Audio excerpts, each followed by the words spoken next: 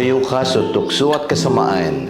Ako po si Father Eric Arada mula sa Archdiocese ng Lipa at Curaparako ng Parokya Santa Clara dito sa Barangay Santa Clara, lungsod ng Santo Tomas.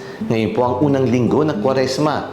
Simula na ng paghahanda sa pagpasok sa misteryo Paskwa ni Kristo, ang paghihirap, kamatayan at muling pagkabuhay. Magandang araw sa ating mga faith friends at sa ating kalakbay sa ating buhay pananampalataya at patuloy ang pagninilay at paglagad ng salita ng Diyos. Sa gospel natin ngayon ay tinukso ang ating Panginoon Hesus sa disyerto. Tao din at madalas din tinutukso at ang katotohanan digmaan o laban ng spiritual. Dinadala tayo sa tukso dapat nating labanan. Sabi kay Jesus, kung ikaw ang anak ng Diyos, nais gamitin ang posisyon ni Jesus para tugunan ang pangailangan ng tao, lalo na sa material, gutom at palakasin ang ating pwersa. Madalas yan ang tukso sa tao.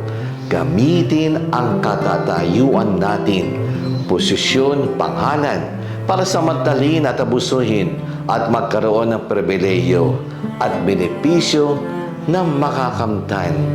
Sasabihin ng iba, para saan pa ang posisyon natin kung hindi natin gagamitin ito? Ito ang pang-aalipin sa puso natin. Tukso sa atin nasa pagnanasa sa matirang bagay, kapangyarihan at katanyagan. Hindi natin alam na ito ang lason sa pagnanasa kung saan ang kasamaan ay nakaugat. Ito ang ayaw ng ating Jesus. Ang laban niya sa salita ay ang salita ng Diyos, ang Biblia. Huwag gamitin ang Diyos, iba o kapwa-tao para magsamantala at gamitin posisyon para sa pribileyo. Ang totoong kaligayahan ay kalayaan at hindi pagkakamit ng pag-aangkin, kundi sa pagbabahagi. Hindi gamitin tao kung hindi mahalin siya. Hindi pangmasamantala sa kapangyarihan, kundi tunay ng paglilingkod. Ang tukso ay nilalayo tayo kay Kristo. Sa mundo natin ngayon ay mayroong magagaling na marketing strategies na inikahit bumili ang mga bagay na ito. Mas magaling ang demonyo na bumulong sa atin ang gawin ang kasamaan ngayon. May matanong, pati ito magiging mali. Kung ang pakiramdam ko ay tama, masarap ang pakiramdam na magawa ko ito kahit pumatay ng tao dahil nakaganti na ako. Babalayan ang dahilan ng kriminal at serial killer at ang ibang sasabihin, kahit mali o tama, ito ako. Ang tamang maging totoo sa ating sarili at kung ano ang katotohanan at moral na tama.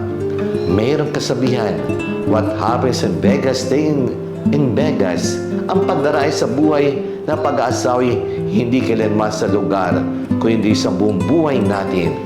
Basta sa atin dadagdagan ng batas, huwag kang papahuli at hindi aaminin. Sa simula ng Kwaresma, tinuturuan tayong manalangin, mag-ayun at maglimos, mga bagay magpapatibay sa ating sariling buhay, espiritual.